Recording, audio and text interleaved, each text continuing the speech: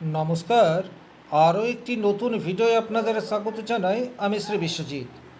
আলোচনার বিষয় মীন রাশি মান্থলি প্রেডিকশন মে মাসটি মীন রাশির জন্য অত্যন্ত গুরুত্বপূর্ণ এবং ঘটনাবহুল হতে যাচ্ছে। রাশিফল বলতে যেটা বোঝায় সেটা হচ্ছে গ্রহের অবস্থানগত ফল। ট্রানজিটে বর্তমানে যে গ্রহ যোগ তৈরি হয়ে রয়েছে তাতে করে মে মাসটিতে মীন রাশির জীবনে অধিকাংশ গ্রহই কিন্তু শুভ ফল দেওয়ার জায়গায় অবস্থান করবে। ব্যক্তিগত জন্মকুণ্ডলিতে আপনার গ্রহগত অবস্থান কীরূপ রয়েছে তার একটা প্রভাব সেটা আপনার উপর অবশ্যই পড়ে। সুতরাং সূক্ষ্ম বিচারের জন্য আপনার জন্মকুণ্ডলী অধ্যয়ন করার প্রয়োজন, কিন্তু এখান থেকে একটা আমরা সার্বিক আলোচনা সেটা অবশ্যই করতে পারি। প্রথমেই যে গ্রহটিকে নিয়ে আলোচনা করব সেই গ্রহটি হচ্ছে মীন রাশির অধিপতি গ্রহ দেবগুরু বৃহস্পতি। দেবগুরু বৃহস্পতি মে মাস জুড়ে রাশির চতুর্থ ভাব অর্থাৎ মিথুন রাশির ঘরে অবস্থান করবে। শাস্ত্রে উল্লেখ রয়েছে কেন্দ্রস্থানে বৃহস্পতি অত্যন্ত শুভ ফল দেয় এবং মীন রাশির অধিপতি কেন্দ্রস্থানে যদি যায় সেক্ষেত্রে কিন্তু তার পরিণাম দেওয়ার ক্ষমতার মধ্যে পজিটিভিটি এটা কিন্তু দেখতে পাওয়া যায়। তাহলে বৃহস্পতির শুভ প্রভাবে আপনার জীবনের বেশ কিছু ক্ষেত্রে পজিটিভ পরিবর্তন আসবে। সবচেয়ে প্রথমে আপনার বাড়ির পরিবেশ সেটা কিন্তু আপনার পক্ষে থাকছে। বাড়িতে যদি কোনো গৃহক্লেশ তৈরি হয়ে থাকে সেটি কিন্তু মে মাসে আপনাদের সমস্যার সমাধানের রাস্তা সেটি কিন্তু আপনারা নিজেরাই আলাপচারিতার মাধ্যমে বের করতে পারেন। বাড়িতে কোনো মাঙ্গলিক অনুষ্ঠান হওয়ার জায়গা সেটিও কিন্তু দেখতে পাওয়া যায়। যে কোনো ধরনের মাঙ্গলিক অনুষ্ঠান হতে পারে। শিক্ষার পরিবেশ সেটা কিন্তু এই সময়সীমায় আপনাদের পক্ষে থাকছে।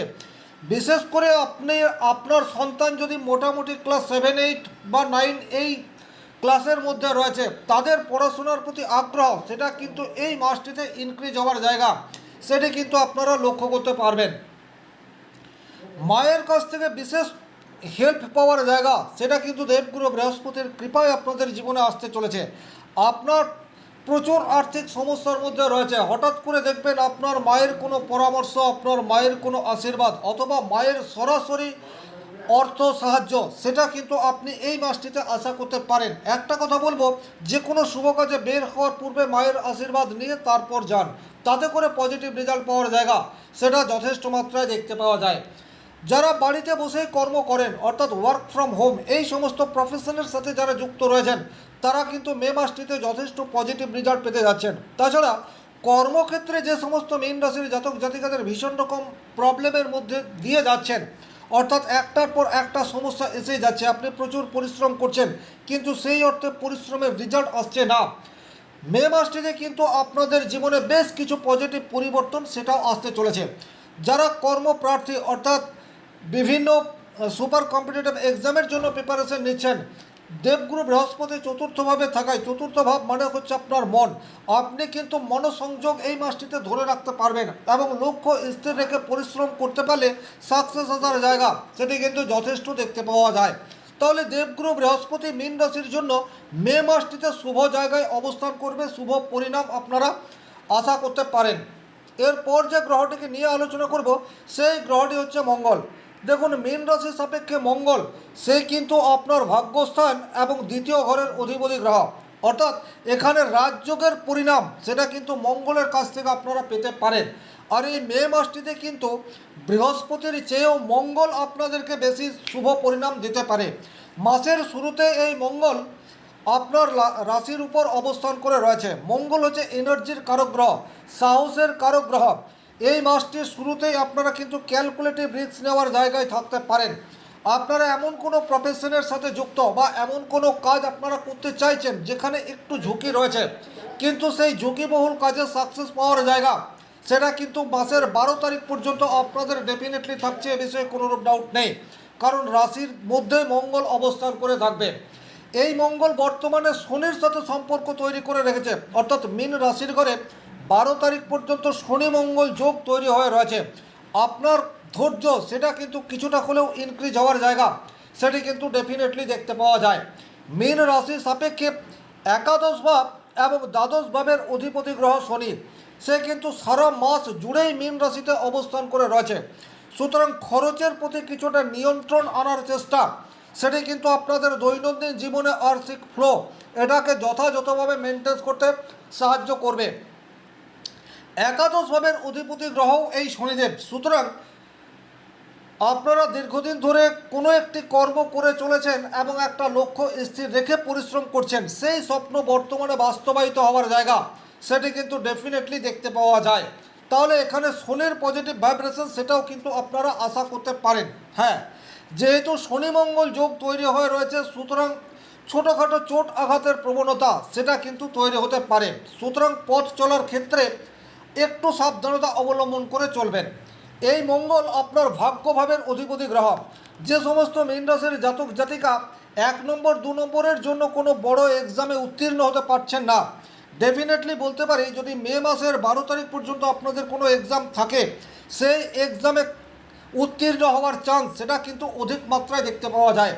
বাবার সাহায্যে আর্থিক ডেভেলপমেন্ট অথবা বাবার প্রফেশনে আপনি পর্যাপ্ত সাকসেস পাচ্ছেন, এই ধরনের ঘটনা কিন্তু আপনার জীবনে ঘটতে পারে। যাদের পারিবারিক বিজনেস রয়েছে তারা কিন্তু মে মাসে যথেষ্ট পজিটিভ রেজাল্ট পাবেন, এতে করে কিন্তু কোনো ডাউট নেই। আপনাদের আর্থিক মানি সেটা কিন্তু একটা ভালো জায়গায় থাকবে। আপনাদের মধ্যে সহাবস্থান কম্বিনেশন পরস্পরের সাথে বোঝাপড়া এটা কিন্তু মে মাসটিতে ভালো জায়গায় থাকছে। স্বাভাবিক অর্থেই মীন রাশির জাতক জাতিকারা একটু আবেগতাড়িত বা একটু ইমোশনাল। আপনারা অনেক সময় নিজের বুদ্ধিমত্তার উপর বিশ্বাস না রেখে মনের কথা শুনে চলেন, কিন্তু এটা ডেফিনেটলি দেখতে পাওয়া যায় মে মাসের 12 তারিখ পর্যন্ত আপনারা কিন্তু আপনাদের নিজেদের ট্যালেন্টের উপর ভরসা করে চলুন, তাতে করে কিন্তু পজিটিভ রেজাল্ট পাওয়ার জায়গা সেটা অনেক বেশি এনহ্যান্স হবে। এরপরে মঙ্গল আপনার রাশির দ্বিতীয় ঘরে যাবে। দ্বিতীয় ঘর মানেই হচ্ছে সেভিংসের জায়গা, আর্থিক ডেভেলপমেন্ট। তাহলে 12 তারিখের পর থেকে কোনো পুরনো অর্থ পাওয়ার যোগ সেটি কিন্তু মীন রাশির জীবনে চলে আসতে পারে। আর্থিক দিক দিয়ে ডেভেলপমেন্ট হওয়ার জায়গা সেটা 12 তারিখের পর রয়েছে। কথার মধ্যে উগ্রতা নয়, বরং কথার মধ্যে আত্মবিশ্বাস, এই বিষয়টি কিন্তু ডেফিনেটলি আপনারা 12 তারিখের পর পাবেন। আপনি যদি কোনো কমিট করে থাকেন সেটা 12 তারিখের পর করুন, সেই কমিটমেন্ট আপনি রাখতে পারবেন। আপনার কনফিডেন্স লেভেল, আপনার অভিব্যক্তি, আপনার পার্সোনালিটি সেটা কিন্তু 12 মের পর অনেক বেশি ইনক্রিজ হতে যাচ্ছে। সুতরাং সামাজিক স্তরে যেমন আপনার গ্রহণযোগ্যতা সেটি বৃদ্ধি পাবে, কর্মক্ষেত্রেও আপনার গ্রহণযোগ্যতা সেটিও কিন্তু বৃদ্ধি পাবে। তাহলে এই মঙ্গল এবং শনি সে কিন্তু আপনাদের পক্ষে থাকছে এই মাসটিতে, এ বিষয়ে কিন্তু কোনোরূপ ডাউট নেই। এরপর যে গ্রহটিকে নিয়ে আলোচনা করব সেই গ্রহটি হচ্ছে শুক্র। দেখুন, মীন রাশি সাপেক্ষে শুক্র অত্যন্ত যোগকারক তা কিন্তু নয়। আপনার রাশির তৃতীয় ঘরে শুক্র অবস্থান করে রয়েছে। এই শুক্র তৃতীয় পতি এবং অষ্টম পতি। সুতরাং সবচেয়ে প্রথমেই যে জায়গায় আপনাদেরকে একটু সাবধানী হয়ে চলতে হবে সেটা হচ্ছে ইললিগ্যাল কোনো রিলেশনশিপ যেন আপনার জীবনে না আসে, এই বিষয়ে বিশেষভাবে খেয়াল রাখতে হবে। আপনি ভীষণ রকম কোনো একটি বিশেষ মাদকাসক্তি বা কোনো একটা নেগেটিভ এডিকশনের প্রতি আসক্তি সেটা কিন্তু আপনার তৈরি হতে পারে। যদি ব্যক্তিগতভাবে আপনার জন্মকুণ্ডলিতে শুক্র অশুভ থাকে বা শুক্র রাহুর সংস্পর্শে থাকে, সেক্ষেত্রে কিন্তু নিজের নৈতিক চরিত্রকে ঠিক রাখা আপনার পক্ষে কিছুটা চ্যালেঞ্জের হতে পারে। এই জায়গায় আপনাদেরকে একটু সাবধানতা অবলম্বন করে চলতে হবে। যতটা সম্ভব স্ত্রীদের সান্নিধ্য লাভ করা থেকে নিজেকে বিরত থাকার চেষ্টা এটা আপনাদেরকে করতে হবে। এবং আপনি যদি পুরুষ মানুষ হয়ে থাকেন সেক্ষেত্রে এই সময়সীমায় স্ত্রীদের সহযোগিতা গ্রহণ করা থেকে যতটা সম্ভব দূরত্ব বজায় রেখে চলুন। আর আপনি যদি একজন মহিলা হয়ে থাকেন সেক্ষেত্রে কিন্তু চোখ কান বন্ধ করে কোনো পুরুষ মানুষকে এই মাসটিতে আপনারা বিশ্বাস করবেন না, অন্ততপক্ষে মাসের 14 তারিখ পর্যন্ত। তবে এই শুক্র 14 তারিখের পর আপনার চতুর্থ ঘরে যাচ্ছে এবং বৃহস্পতির সাথে কম্বাইন করবে, তখন কিন্তু শুক্রের পজিটিভ রেজাল্ট দেওয়ার ক্ষমতা সেটা অনেকটা বৃদ্ধি পাবে। তাহলে শুক্রের যাদের দশা অন্তর্দশা চলছে এবং ব্যক্তিগত জন্মকুণ্ডলীতে শুক্র অশুভ অবস্থায় রয়েছে, 14 তারিখ পর্যন্ত আপনাদেরকে নিজের নৈতিক চরিত্রকে ঠিক রাখার দিকে মনোনিবেশ করার প্রয়োজনীয়তা থাকছে। 14 তারিখের পর যখনই এই শুক্র বৃহস্পতির সাথে চলে আসবে তখন কিন্তু নেগেটিভিটি অনেকটা হ্রাস পাবে। এরপর যে গ্রহটিকে নিয়ে আলোচনা করব সেই গ্রহটি হচ্ছে বুধ। বুধ আপনাদের জন্য চতুর্থ ভাবের অধিপতি এবং দশম ভাবের অধিপতি, রয়েছে দ্বিতীয় স্থানে। অর্থাৎ দ্বিতীয় স্থান মানেই হচ্ছে অর্থের জায়গা, আর্থিক ডেভেলপমেন্ট সেটা কিন্তু দেখতে পাওয়া যায়।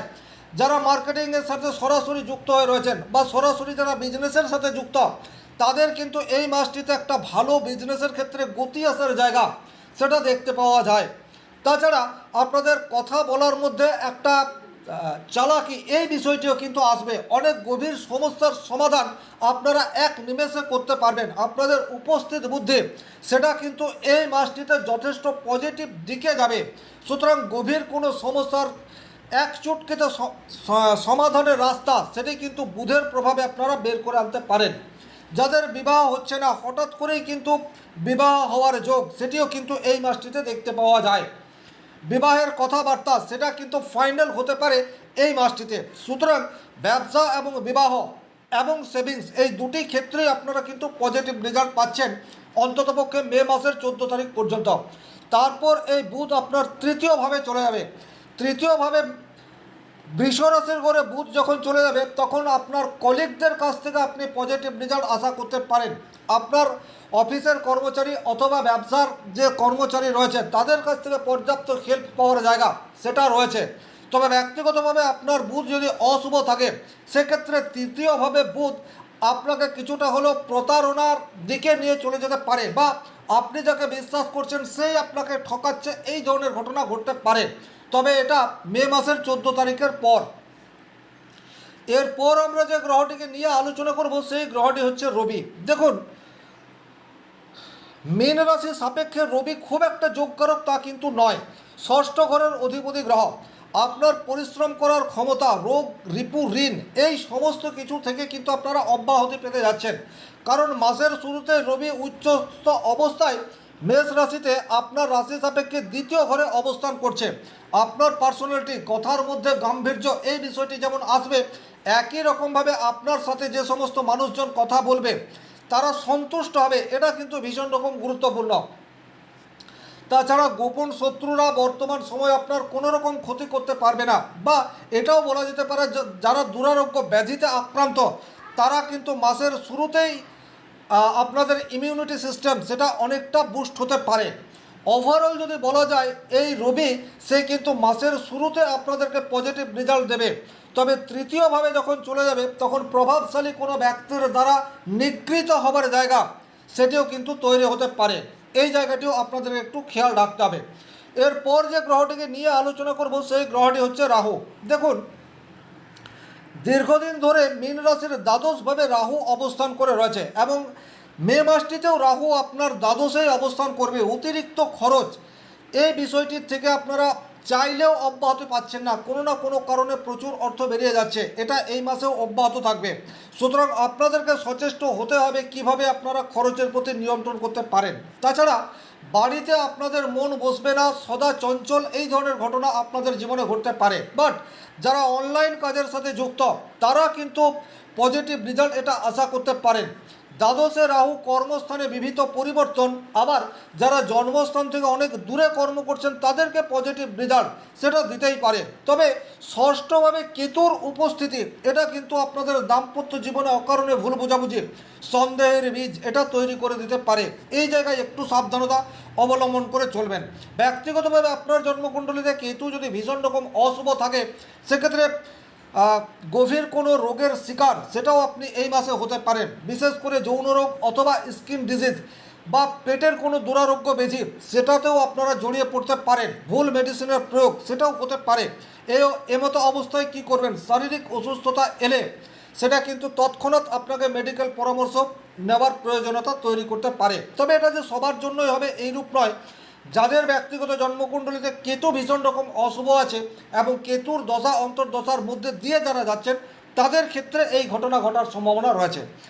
এই ছিল এই ভিডিওটির মূল আলোচিত বিষয়। ভিডিওটি ভালো লাগলে লাইক করবেন, কোথাও কোনো প্রশ্ন বা সংশয় থাকলে কমেন্ট বক্সে লিখে জানাবেন, আর চ্যানেলে নতুন হয়ে থাকলে সাবস্ক্রাইব করে পাশে থাকা অল নোটিফিকেশন বেল আইকনটি প্রেস করে দিন। ভালো থাকুন, সুস্থ থাকুন, ধন্যবাদ।